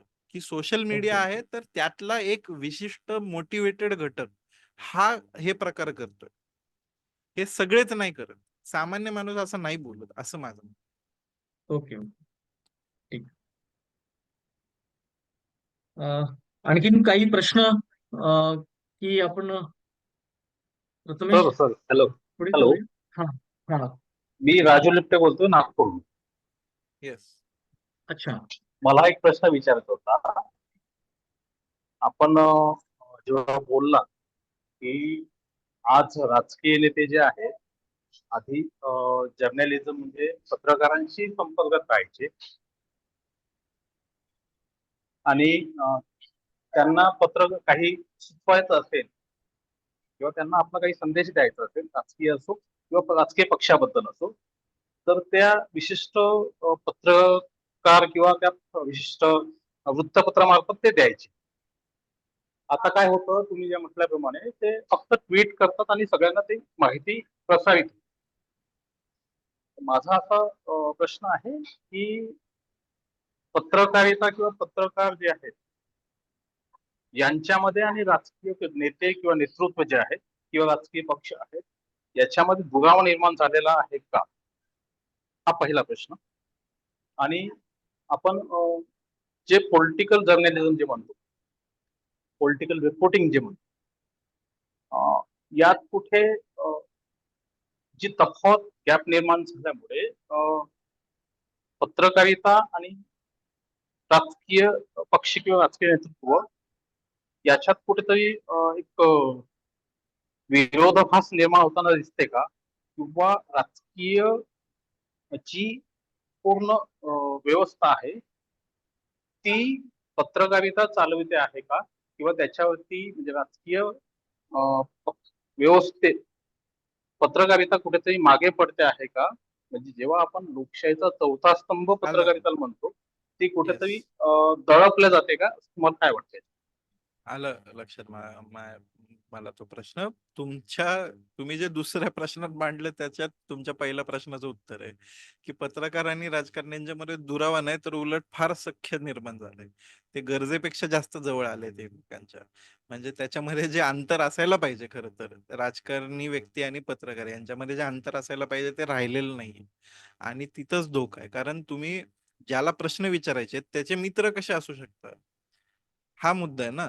तर तुम्ही राजकारण्यांचे मित्र नाही असायला पाहिजे, तुम्ही एवढ्या जवळ नाही जायला पाहिजे राजकीय व्यक्ती. आणि ते आधीची जी दरी होती, दोघांमध्ये सेपरेशन होतं, ते आता सोशल मीडिया आणि PR एजन्सी आणि वाटाघाटीत म्हणजे ठरवून घेतलेल्या मुलाखती, पैसे देऊन घेतलेल्या मुलाखती, पैसे देऊन केलेले व्लॉग, ह्या सगळ्यामुळं त्या नैतिकतेचा फार चक्काचूर झालेला आहे.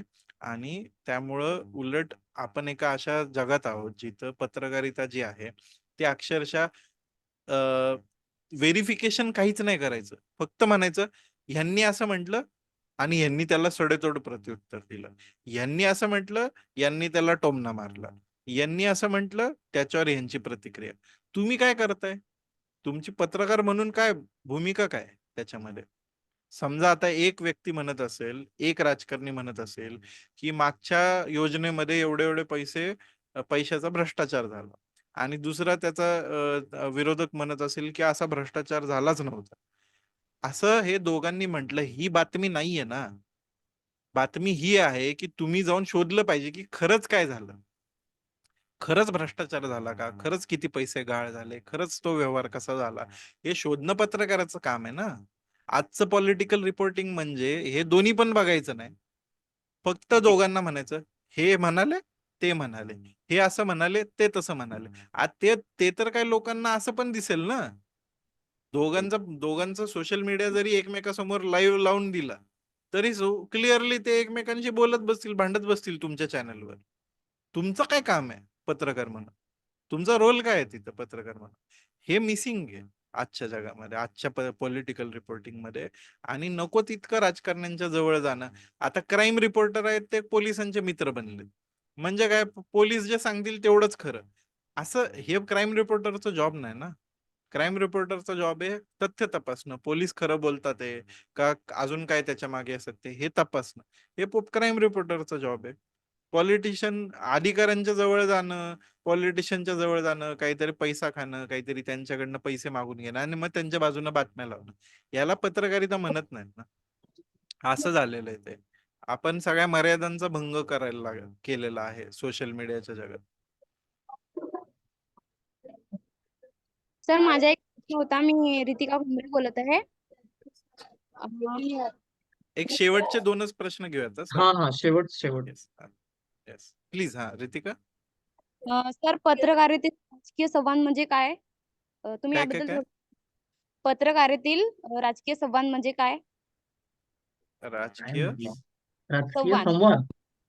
संवाद आव्हान संवाद संवाद संवाद कम्युनिकेशन. संवाद कम्युनिकेशन कम्युनिकेशन. हा हा म्हणजे ओके. काय?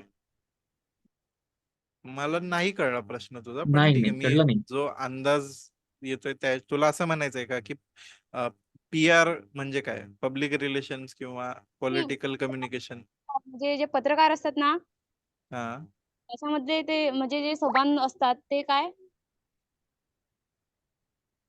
बेटा तुझा प्रश्न कळलेला नाही. 2 प्रश्न मला समजलेले नाही होते.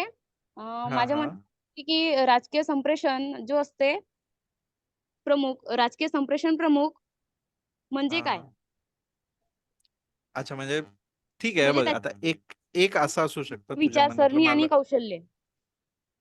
तू पुस्तकातून बघून हा बहुतेक. विचारतेस का काय? ठीक आहे. जे क्लास होती ना तिथे नाही का शिकवला होता पण मला काही समजलं नव्हता. हा नाही ते म्हणूनच म्हणतोय. ठीक आहे. मला कसं आहे, आता तुझ्या समोर कुठलं टेक्स्ट आहे ते मला कल्पना नाही. मी तुला रिअल लाईफ मधलं हे सांगतो की कसं असतं. एक असतो राजकारण्यांचा प्रतिनिधी, पीआर प्रतिनिधी. म्हणजे काय, तर एखाद्या मंत्री असतील तर त्यांच्या वतीनं पत्रकारांशी संवाद साधणारा किंवा जनतेसमोर त्यांची मांडणी घेऊन येणारा असा जो व्यक्ती असतो तो त्यांचा प्रतिनिधी असू शकतो. ठीक आहे. तर तो पॉलिटिकल कम्युनिकेशनचा एक भाग झाला की तो राजकीय व्यक्तीचं प्रतिनिधित्व करून माहिती लोकांपर्यंत पोहोचवतो. दुसरा कोण असू शकतो, तर जसं आपण बघितलं एखाद्या संस्थेचा प्रतिनिधी असू शकतो, गव्हर्नमेंटच्या एखाद्या बॉडीचा, एखाद्या मिनिस्ट्रीचा, एखाद्या, जसं आता रेल्वे आहे, रेल्वे मिनिस्ट्री, तर रेल्वेचे स्वतःचे PRO असतात. तर मग ते रेल्वेमध्ये काय झालं बाबा, हा ऍक्सिडेंट झाला तर हा आमची चूक नव्हती, आम्ही सगळं तपासलं होतं, हे रेल्वेच्या बाजूने सारवासारव करणारा किंवा समर्थन करणारा किंवा माहिती पोहोचवणारा असा व्यक्ती असतो. तर हे पॉलिटिकल कम्युनिकेशनचा हा भाग असू शकतो. तू जे म्हणतेस ते संप्रेषण किंवा हे जे काय आहे कम्युनिकेशन, पॉलिटिकल कम्युनिकेशन, तर हे मेकॅनिझम असतं ज्याला PR सुद्धा म्हणतात, पब्लिक रिलेशन्स असं सुद्धा म्हणतात. हो. ते जसे ते रवीश कुमार पत्रकार आहेत ना जसे ते चांगल्या प्रमाणे समजवतात, सांगतात. हम्म. ते बातम्या बनवतात ना, हा ते क्लिअर बातमी असते, ते आम्हाला समजते. हा हा हो बरोबर, पण ते तो पत्रकारितेचा भाग आहे. ते पत्रकारितेचं कर्तव्य आहे एका अर्थाने. ते फक्त पत्रकार आहेत. ते पॉलिटिकल कम्युनिकेशन नाही करत आहेत तुमच्याशी. ते जनरल कम्युनिकेशन करतायत, जनरल पत्रकारिता करतायत ते. So Ravish Kumar political communication मध्ये नाही बसत. ओके, पॉलिटिकल कम्युनिकेशन म्हणजे विशिष्ट राजकीय हेतू डोक्यात ठेवून केलेलं कम्युनिकेशन, ते पॉलिटिकल कम्युनिकेशन मध्ये येतं. होतंय क्लिअर? Yes sir. जसं आपल्याला आठवणीत वगैरे असतात ते. नाही नाही नाही, जर एखाद्या राजकारण्याच्या फायद्याचं किंवा राजकारण्याच्या बाजूचं कम्युनिकेशन होत असेल किंवा वार्तांकन होत असेल, त्याला पॉलिटिकल कम्युनिकेशन म्हणतात. हे जे आहे रवीश कुमारचं जे उदाहरण आहे ते पत्रकारिता आहे. हे फरक आहे याच्यामध्ये, एवढंच. Okay sir, thank you. सर, माझं माझं नाव तुषार नंदेश्वर आहे. मी अमोल हो, सरांचे स्टुडंट आहे. हा शेवटचा सर, प्रश्न आहे हा. शेवटचा प्रश्न. जस्ट हो सर, शेवटचा प्रश्न. सर, सोशल मीडियाच्या आजच्या या युगामध्ये सर, इन्व्हेस्टिगेटिव्ह रिपोर्टिंग ला म्हणजे कशी करतात आणि कसा फायदा झाला त्याबद्दल सांगा सर. सोशल मीडियाचा असा शोध त्याच्याशी काही पत्रकारितेच्या संबंध, संदर्भात. हा त्याचा असा थेट काही संबंध नाही. फक्त एवढंच की आधीच्या काळी जसं एक बंदिस्त माध्यम, मी जसं म्हटलं की संपादक असतील, मालक असतील, माध्यमांचे मालक असतील, तर यांचे काही हितसंबंध गुंतलेले असतील तर बातमी दाबली जायची. ठीक आहे, की आता समजा एखाद्या करप्शनचा शोध लागला, समजा आता कोळसा खदानीच्या घोटाळ्यामध्ये एक काही नावं बाहेर आली, पण हो आता सर. ती नावं समजा त्या पेपरच्या मालकाचे मित्र असतील, कारण अनेकदा या पेपरच्या मालकांचे स्वतःचे उद्योग असतात वेगवेगळे. कोणाचे, काही जणांचे आपल्या ऍक्च्युअल पेपर मालकांचे कोळशामध्ये हे आहे, समजा कोळसा उद्योगात आपले हितसंबंध. मग अशा वेळेस काय व्हायचं, ते इन्व्हेस्टिगेशन जे आहे ते दाबलं जायचं, ती बातमी दाबली जायची. सोशल मीडियाने एक फायदा झाला की अशा प्रकारे दाबता येणं फार सहज शक्य नाही. असं नाही की दाबलं जात नाही आज पण आज थोडं जास्त ओपनली हे अशा प्रकारचे इन्व्हेस्टिगेशन बाहेर येणं शक्य आहे. कारण त्याच्यावरती कोणाचा असा दबाव नाहीये, कोणाचं वचक नाही, कंट्रोल नाहीये. कोणी पण पब्लिश करून रिकामा होऊ शकतो. Thank you sir. Thank you so much. ठीक. ओके. थँक्यू प्रथमेश. तू फार जिवंत संवाद साधलास आमच्याशी. भलेही तू तिकडे पुण्यात बसलेला असला आणि झूमवर जरी आपण असलो तरी तुझ्या कम्युनिकेशन स्किलमुळे या व्याख्यानामध्ये एक प्रकारे जिवंतपणा आला. तू डिजिटल मीडियाच्या संदर्भात फार विस्तारानं सांगितलं आणि खास करून विद्यार्थ्यांना एक प्रकारे सतर्क केलं की बाबा हे असं असं आहे जग सोशल मीडियाचं, आणि त्यामध्ये नेमकी आपली भूमिका कशी असली पाहिजे, पॉलिटिकल रिपोर्टरची भूमिका नेमकी कशी असली पाहिजे, या संदर्भात तू अगदी तटस्थपणे मांडणी केली आणि खूप सुंदर मांडणी होती. कदाचित माझ्या विद्यार्थी जे आहेत नागपूर विद्यापीठातले, त्या नागपूर विद्यापीठातल्या सर्व विद्यार्थ्यांना ही तुझी मांडणी निश्चितपणे भावली असेल. असेच आपण पुढेही भेटत राहूया निश्चितपणे.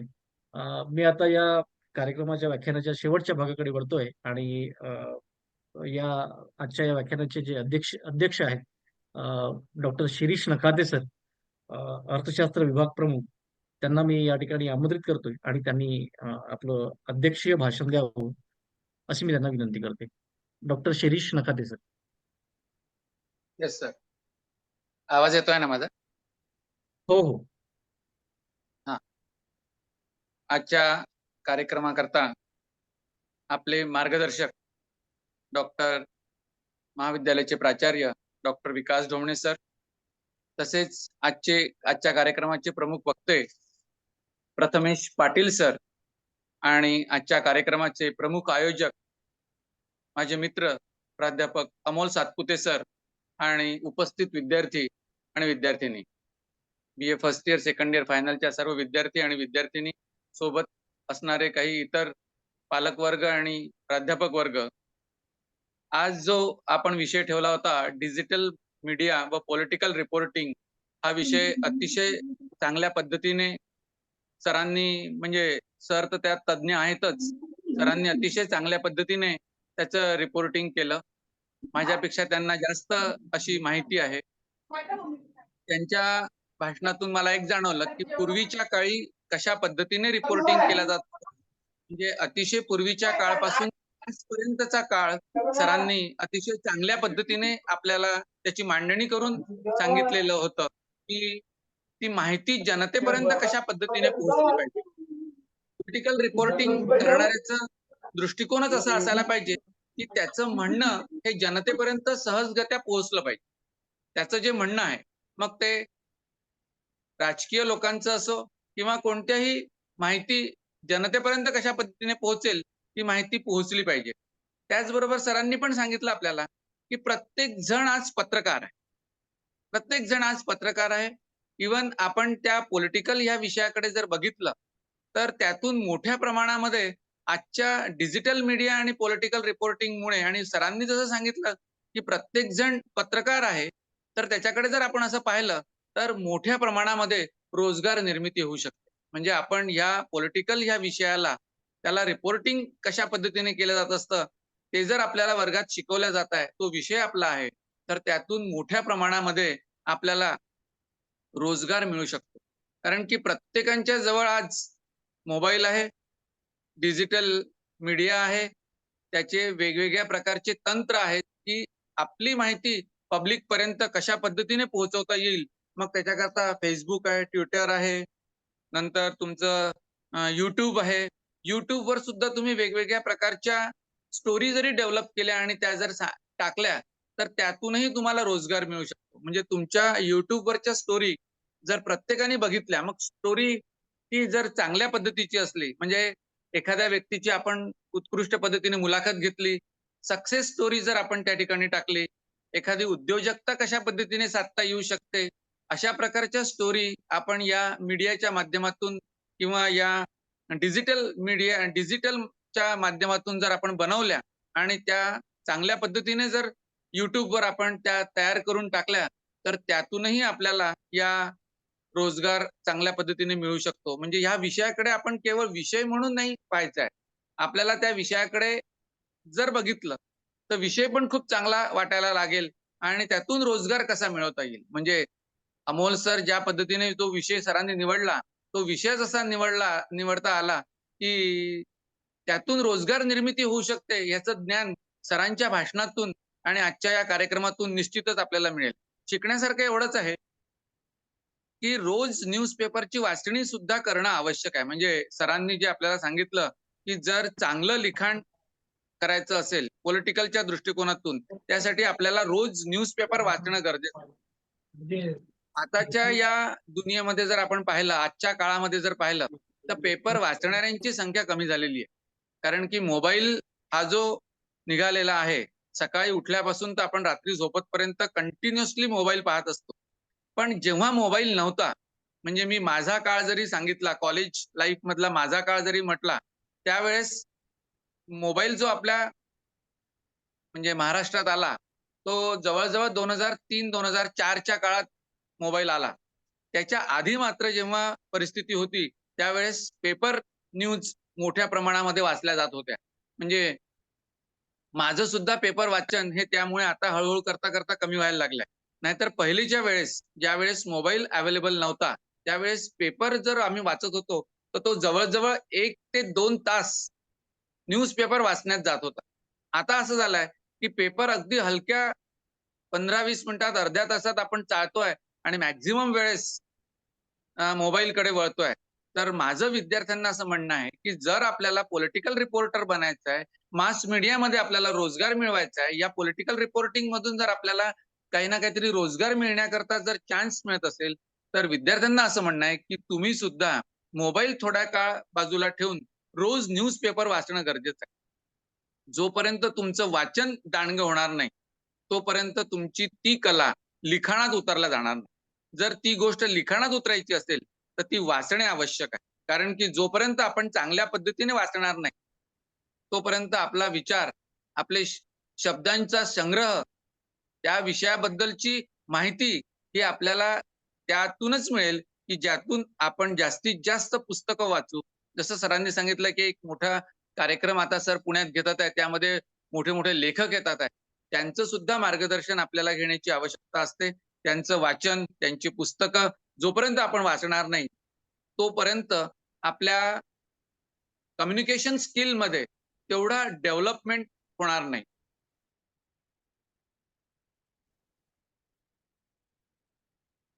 कोणतीही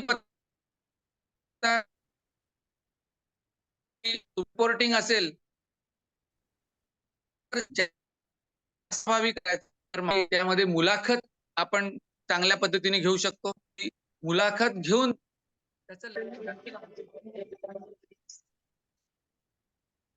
तर ते जास्त प्रभावी होऊ शकते. मुलाखत घेणं आणि त्याचं लाईव्ह त्याचे व्हिडिओ जर आपण केलं तर मोठ्या प्रमाणामध्ये आपल्याला तो जास्त प्रभावी ठरणारा मार्ग होऊ शकतो.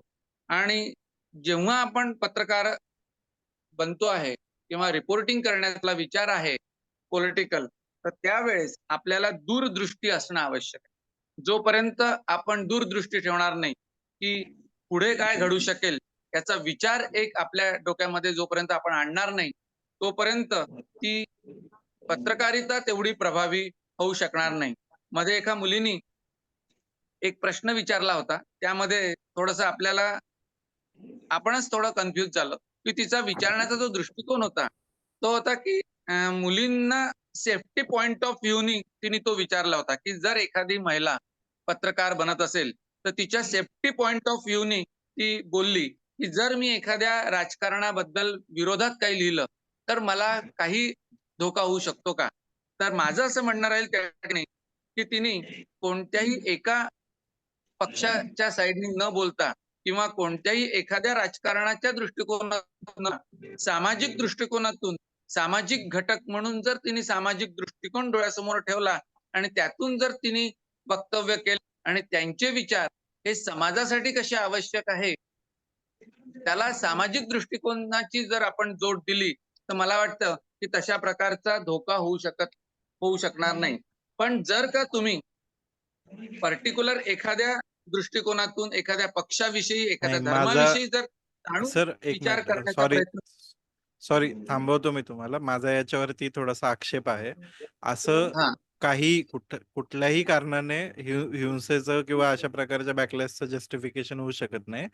काहीही जरी झालं तरी महिलांवरती अत्याचार हे सत्य आहे. अगदी प्युअरली सामाजिक दृष्टिकोनातून सत्य मांडणाऱ्यांवरही हल्ले होतात आणि हे होतं. त्यामुळे त्याचा तसं बघायला गेलं तर कुठल्याही तत्वनिष्ठेशी काही संबंध नाहीये. महिलांवरचे महिला पत्रकारांवरती प्युअरली सत्य जनतेचं हिताच्या गोष्टी मांडल्याबद्दलही अटॅक झालेले आहेत. त्यामुळं थोडंसं एवढंच फक्त एक आक्षेपाचं मी नोंद करतो फक्त. येस. बरं. तर माझ्यापेक्षा निश्चितच सरांचा अनुभव त्यापेक्षा दांडगा आहे, कारण की स्वतः पाटील सर हे पत्रकार आहे. मी फक्त एक अभ्यासू व्यक्तिमत्व किंवा विचार जे आपल्या समोर आले, त्या विचारातून समाज चांगल्या पद्धतीने निर्मित कसा होईल हा दृष्टिकोन माझा राहील. पण सरांचा अनुभव दांडगा असल्यामुळे त्यांचे अनुभव आपल्याला घेणं जास्त गरजेचं आहे. त्यामुळे मी आपला जास्त वेळ न घेता या ठिकाणी माझं अध्यक्षीय भाषण थांबवतो आणि मला या ठिकाणी अध्यक्ष म्हणून अमोल सरांनी जी संधी दिली त्याबद्दल मी अमोल सरांचे आणि त्यांच्या संपूर्ण टीमचे या ठिकाणी धन्यवाद व्यक्त करतो आणि माझ्या शब्दांना या ठिकाणी विराम देतो. धन्यवाद. Thank you sir, thank you very much. आता आपण समारोपाकडे वळूया. मी आजच्या या संपूर्ण व्याख्यानाचे आभार प्रदर्शन करण्यासाठी डॉक्टर हरीश किनकर यांना या ठिकाणी आमंत्रित करतोय. डॉक्टर हरीश किनकर. धन्यवाद सर. आवाज येतो का सर माझा? हो हो. हां. JM Patel art, commerce and science college Bhandara येथील डिपार्टमेंट ऑफ पॉलिटिकल सायन्स यांच्या वतीने online lecture series digital media and political reporting या विषयावर आयोजित केलेली होती आणि या संपूर्ण सिरीजच्या मागची प्रेरणाशक्ती म्हणून महाविद्यालयाचे प्राचार्य डॉक्टर विकास ढोमणे सर यांनी अतिशय चांगला उपक्रम आपल्या महाविद्यालयात चालवला पाहिजे याबद्दल त्यांनी आम्हाला मार्गदर्शन केले. त्याबद्दल सर्वप्रथम या महाविद्यालयाचे प्राचार्य विकास ढोमणे सर यांचे आभार मानणे हे आमचे कर्तव्य समजतो. त्यानंतर आपल्याला लाभलेले Shri Prathamesh Patil sir, executive editor Indie journal Pune, यांनी आपल्याला विविधांगी पद्धतीने आपल्या या डिजिटल मीडिया आणि पॉलिटिकल रिपोर्टिंग याबद्दल आपल्याला माहिती दिली. सोबतच वेगवेगळ्या प्रश्नांची उत्तरे सुद्धा आपल्याला समर्पक पद्धतीने सरांनी दिलेली आहे आणि अतिशय महत्वाचा वेळ त्यांनी काढून आपल्याला ते मार्गदर्शन केलं, त्याबद्दल मी सरांचे आभार मानतो. तसेच आजच्या या कार्यक्रमाला आपल्याला लाभलेले महाविद्यालयाचे अर्थशास्त्र विभाग प्रमुख प्रोफेसर शिरीष नखाते सर यांनी सुद्धा आपल्याला अतिशय समर्पक अशा पद्धतीने अध्यक्षीय मार्गदर्शन केलं. त्यांनी सुद्धा त्यांचे विचार विद्यार्थ्यांच्या प्रश्नांच्या अनुषंगाने काही बाबी त्यांनीही मांडण्याचा प्रयत्न केला आणि एकंदरीतच अध्यक्षीय भाषणातून त्यांनी या सगळ्या गोष्टींचा आढावा घेतला आहे.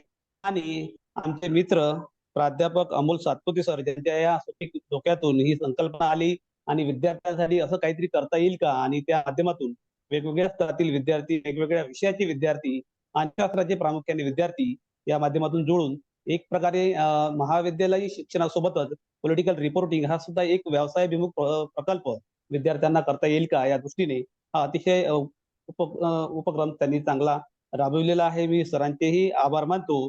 प्रत्यक्ष अप्रत्यक्षपणे या कार्यक्रमाला बऱ्याच लोकांनी मदत केली, त्यांचेही आभार. खास करून जे विद्यार्थी या कार्यक्रमाला उपस्थित राहिले, प्राध्यापक जे या कार्यक्रमाला उपस्थित राहिले व त्यासोबतच या कार्यक्रमानिमित्त त्यांनी प्रश्न विचारले, त्या सर्वांचे आभार मानून हा कार्यक्रम आयोजकांच्या वतीने इथेच संपला असं जाहीर करतो आणि सर्वांना ती रजा घेतो. धन्यवाद. प्रथमेश, मी तुला व्यक्तिशः तुझे धन्यवाद मानतोय. तू इथे वेळात वेळ काढून उपस्थित राहिलात. तुझा बिझी शेड्यूल असेल. एक विचारायचं राहूनच गेलो होतं, नंतर कधीतरी विचारेल. तुझा जो प्रवास आहे त्या प्रवासाबद्दल मला जाणून घ्यायचं होतं. नक्कीच. आणि तुम्ही सगळ्यांनी कॉन्क्लेव्हला आल्यावर आपण गप्पा होतीलच बऱ्याचशा. तर तुम्ही बिलकुल, प्लीज निश्चितपणे. कॉन्क्लेव्हला यावं डिसेंबरमध्ये. 21 तारीख रिकामी ठेवावी आणि जास्तीत जास्त विद्यार्थी आणि तुम्ही सर्व प्राध्यापक जण याल अशी माझी अपेक्षा. येस. Okay, thank you. ठीक. Thank you very much. येस.